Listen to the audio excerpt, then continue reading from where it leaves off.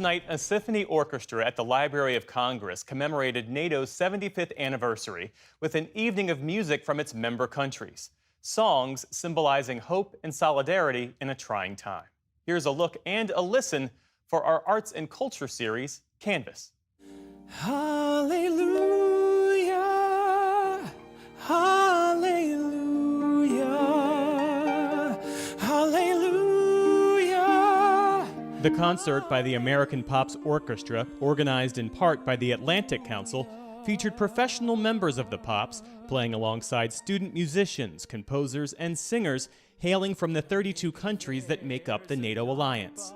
The founder and conductor of the American Pops Orchestra, Luke Frazier, conceived of the idea himself and shared with me earlier this week why he gathered these student artists. You know, I think all too often we forget to include younger members of our culture in a discussion about foreign policy, and especially those that are not in government or policy spaces. And I think there's no better group to include the musicians who are used to bringing people together of many different backgrounds. So when you marry all those ideas together and my personal commitment to the next generation of musicians, it all came together into this NATO Symphony Orchestra. Tell me more about the students. What has this experience been like for them? They're getting an experience that's unlike any other, not only in their exposure to this diplomatic community, but also in the musical breadth and depth. And when you're pivoting all the way from Dvorak to Whitney Houston in one concert, it's quite the experience for many of these students who will never get the chance to do that otherwise.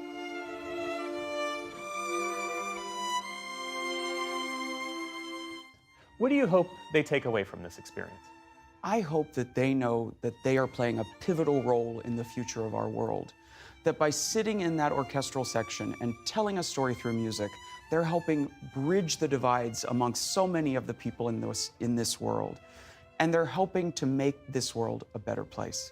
Well, as you mentioned, I mean, just looking at this repertoire, it's an incredible range of music, both in terms of style and origin, from Chopin to The Weeknd. What was the message you were trying to convey in choosing that selection of songs? Well, what I wanted to make sure is that we're representing the breadth and depth of music in our world. You know, so many students that are being a part of this process are used to a very strict conservatory training, which is mostly focused on classical music. And I must confess, my whole background was classical music, and I love it. But I want to make sure that we are making classical music relevant to new generations. And we do that by pairing classical music with popular music. And what's fun is we're creating this interesting musical dialogue amongst the students and for the audience with this concert. That musical dialogue was on full display during the orchestra's rendition of ABBA's 70s hit, Dancing Queen. Dancing Queen, feel the beat from the tambourine, yeah. You can dance, you can die, having the time of your life. Which followed this traditional Slovenian folk song.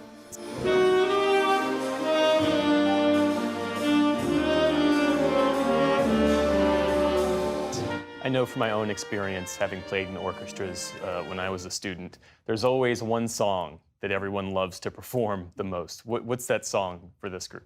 You know what's fascinating is one of the pieces that the students seem to be responding the most to. There are two in particular that I find them the most compelled by.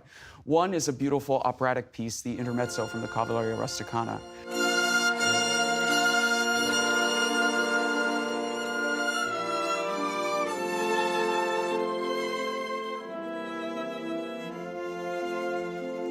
And the other is Whitney Houston's Greatest Love of All.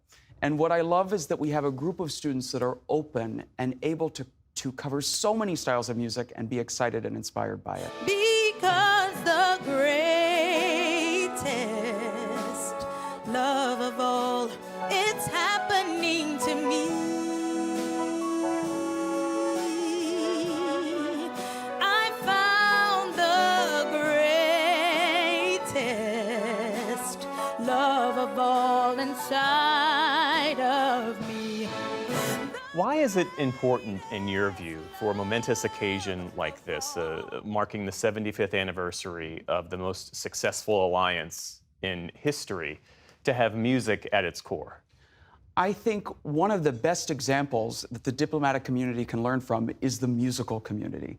You know, so many times we have to come together from many different walks of life, and particularly with this orchestra, they're coming from all over the world for just 2 days of rehearsals to bring themselves to a common purpose, a common musical purpose. And so what I find so inspiring as the conductor is to bring all of these many different backgrounds together and say, look what we can do even in our own musical space. And if we can take the lesson from the students, that's how we can start bridging these divides.